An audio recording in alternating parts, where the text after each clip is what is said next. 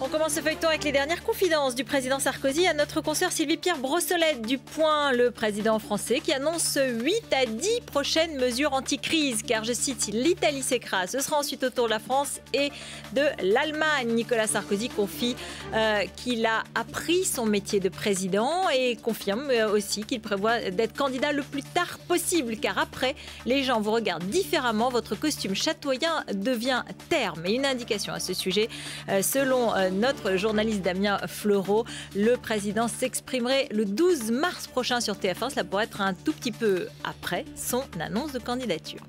La guerre de Paris à l'UMP n'est pas finie. Ce soir, François Fillon devrait être investi dans le 7e arrondissement de la capitale. Quid donc de Rachida Dati? Nadine Morano lui conseille de s'inspirer de Jack Lang, le socialiste, et d'aller dans sa ville natale, à Chalon-sur-Saône. Écoutez.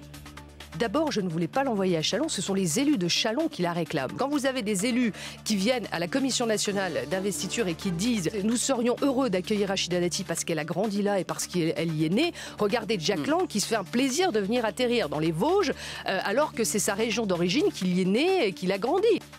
Et notez que selon l'Express, Rachida Dati aurait été reçue très discrètement par Nicolas Sarkozy, comme elle le demandait depuis longtemps, mais elle s'est gardée de rendre public ce rendez-vous.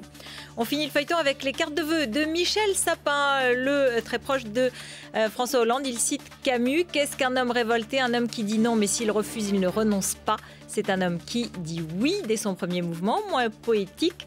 Tiré sur Julien, accompagné du jeu de mots, c'est une attitude bien mal à droite, et c'est signé Julien Drey lui-même.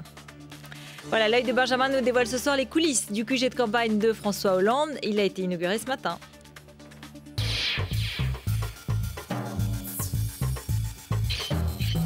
Je suis heureux de vous accueillir dans ce siège de campagne. Oui, François Hollande a enfin un lieu pour organiser sa campagne, un toit pour tous ses camarades socialistes. Je vais vous dire, il y a 3 étages et des escaliers et un ascenseur. Oui, un siège avec un ascenseur, de quoi rendre le sourire à tous les camarades venus en nombre pour l'occasion. Des anciens premiers ministres, excusez-moi, des anciens rivaux, un petit mot. Tous venus jouer la carte de l'unité. Oubliez donc le blues post-primaire. Aujourd'hui, à défaut de programme, les socialistes ont une maison pour organiser leur campagne. C'est surtout un endroit pour donner de la cohérence à l'action. Ce qu'évidemment Manuel Valls, directeur de la communication, n'a pas hésité à mettre en place aussitôt.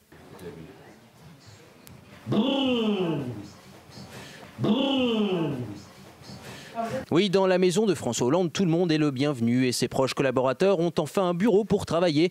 Même sa compagne, la journaliste Valérie Trier-Veller. À presque 100 jours du premier tour, les socialistes vont pouvoir mettre un peu plus de cohérence dans leur campagne, même si de son propre aveu, leur chef restera, lui, un sans domicile fixe. Mais moi, je serai sans doute peu là.